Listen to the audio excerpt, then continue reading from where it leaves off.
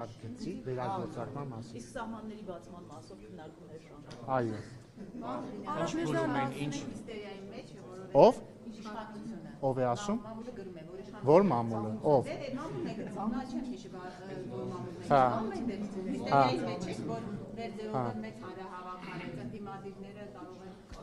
Դե մամուլին որ տեսնեք, կասեք, որ հիստերիայի մեջ ինքն է։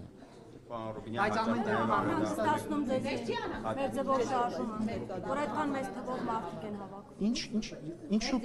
Ինչու պետքա ինձ անհանգստացնի, մի վայրկյան էլի, ախր ինչու ինձ պիտի անհանգստացնի ինչ որ մեկի հանրահավաք։ Ինձ ուրախացնում է, որ մեր երկրում քաղաքական ուժերը կարողանում են անել հանրահավաք եւ ի տարբերություն այլ տարիների այդ հանրահավաքի ժամանակ օրինակ դիմավորկավորված ուժայինները չեն գալիս, ծեծում եւ սպանում այդ հանրահավաք անողներին։ Բայց մարդկանց թիվը դες չի անհանգստացնում։ Ինչ 7500 թիվը ոչ չի անհանգստացնում։ Դե հիմա ես հակված եմ հավատալ ավելի բան, ինչ ասեմ, հարգված կազմակերպություններ, բայց ասեմ ձեզ, նույնիսկ եթե 30000 լինի, չի անհանգստացնում։ Մեր երկրում իշխանությունը ձևավորվում է ընտրությունների միջոցով, ժողովուրդը 2026 թվականին ում կուզի կընտրի։ Չեք անհանգստանում, որ սիրո եւ համերաշխության կոչերով եկած իշխանությունը պաշտոնավարումից 7 տարի անց 30000 հոգի եւ ավելի։ Բայց ինչի 7 տարի անց, 5 տարի առաջ էր, 5 տարի անց էր 30000։ Ես էլ եմ այդ ասում եմ, ինչի 7 տարի անց, 5 տարի անց էլ 5 չէ նույնիսկ նեություն։ 2 տարի անցել, 3 տարի անցել էր 30000 հոգի, պահանջում է իշխանապողություն 2021 թվականի հունիսին ընտրություններից անմիջապես առաջ Ռոբերտ Քոչարյանը եւ աջակիցները հանրապետության հրապարակում մեծ հանրահավաք են արել, որին մասնակցել է կրկին ըստ իմ շատ հարգած արժանահավատ աղբյուրների մասնակցել է 30000 մարդ, որից ընդամենը օրեր անց մենք հաղթել ենք ընտրությունները։ Ինչ խնդիր։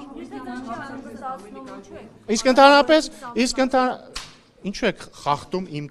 իմ ամեղության կանխավարկածը։ Դուք պնդում եք, որ ես ինչու եք մեր ամեղության ինչու եք մեր իշխանությունը չի կարող չի կարող որևէ մեկին կալանավորել, կարող են համապատասխան իրավապահ մարմինները դատարանի վճռով եւ հետեւաբար խնդրում եմ ձեզ չխախտել իշխանությունների ամեղության կանխավարկածը։ Խնդրում եմ չխախտել Նիկոլ Փաշինյանի ամեղության կանխավարկածը, որովհետև Նիկոլ Փաշինյանը չի կարող հրահանգներ տալ դատական իշխանության։ Ինքը նաև ասել է, որ ինքը չի տալիս հրահանգներ։ Նույն հարցը մի ուրիշ կերպ տամ, ես Վարդան Ես շատ ըստեյության պատասխանեցի։ արժանապատվի կրողը չեմ, բայց ինքնությունը որոշ առումով ինչով է ճիշտ, որ այնուամենայնիվ դուք են իշխանությունը պետք լինեք, որ ամեղության կանխավարկածը չխախտեք, մինչև դատավճիռ չլինի, այդ բոլորը շոուն ինչու եք խախտում մեր ամեղության կանխավարկածը, ինչ նշանակում շոու, ինչու եք իրավապահ մարմինների ամեղության կանխավարկածը խախտում։ Իրավապահ մարմինները շոու չեն անում, իրանք իրենց աշխատանքն են կատարում։ Ես ձեզ կոչ եմ անում, քանի դեռ դատարանի վճիռ չկա, իրավապահ մարմինների աշխատանքը չանվանել շոու, Նիկոլ Փաշինյան չմեղադրել շոու չի եղել, ոչ մի դեպքում շոու չի եղել։ Ես չգիտեմ, դրոնն ա գաղտնալսել թե չէ։ Ես նախ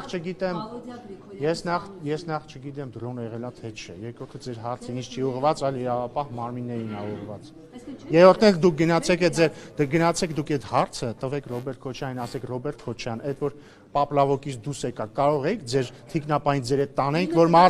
որ մարդուն անդազանջ անի, մի վիճեք իմ հետ, կգնաք Ռոբերտ Քոչարյանին կհարցնեք, գնացեք Ռոբերտ Քոչարյանին կասեք պարոն Քոչարյան, ձեր թիկնապային, կասեք շեֆ, ձեր թիկնապային, ինչի ձերը չտարակ, որ անդազանջ անի այդ մարդուն ու դաշնակցականին չսպանի։ Եթե այլ հարցեր չկան, ես գնացի, կան այլ հարցեր կան։ Այո։ Ըստ ձեզ այստեղ հակամությունը կալանավորումը կարող է դիմադրություն առաջացնել ընդդիմադիր ընտրատարվածի մոտ եւ կոնսոլիդացնել։ Ես խորապես վստահ եմ, որ մեր հանրապետությունում կաշառակերության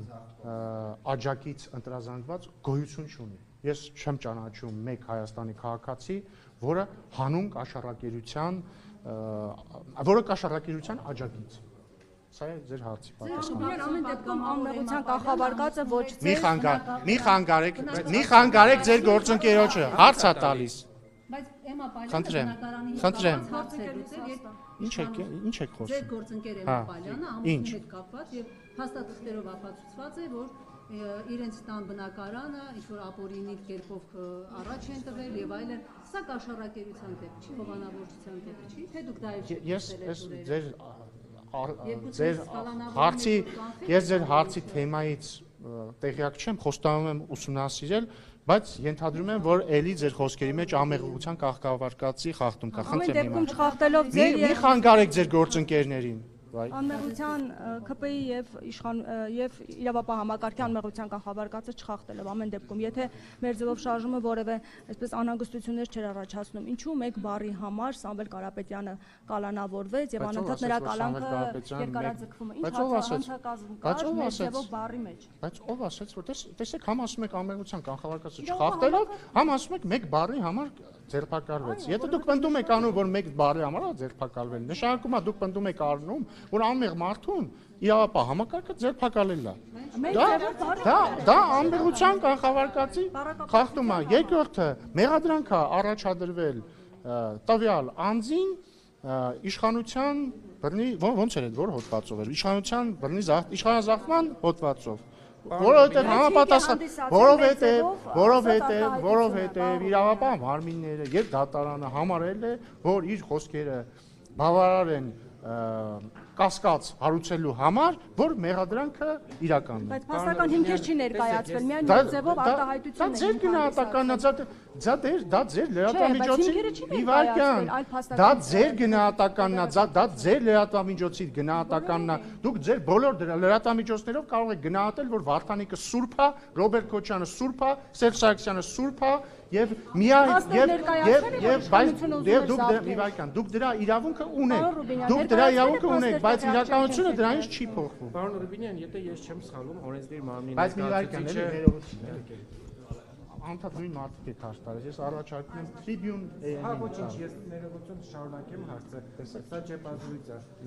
Եթե չեմ սխալվում, օրենսդիր մարմնի ներկայացուցիչը բացի պատգամավորական գործունեությամբ, այլ գործունեությամբ զբաղվելու իրավունք չունի, եթե դա գիտական աշխատանք չի եւ հասարակական։ Հիմա դուք եւ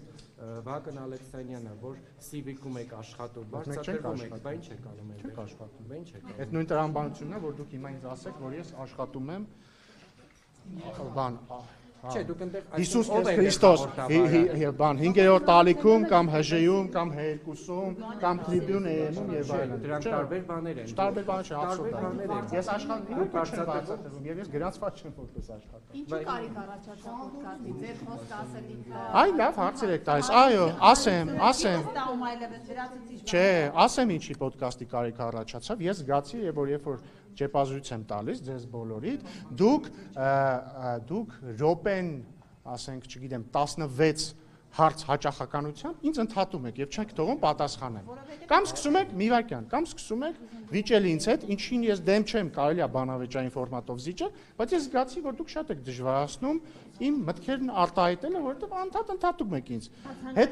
Հետո պարոն Ալեքսանյանը ինձ խոստացավ, որ չի ընդհատի, ես էլ իրեն խոստացա, որ չեմ ընդհատի։ Բայց այդ ֆորմատը չի, որտեղ եթե մենք սուր հարցեր ուզենք, մենք գալիս ենք ստեղ, տեսնում եք, չեմ խոսապում։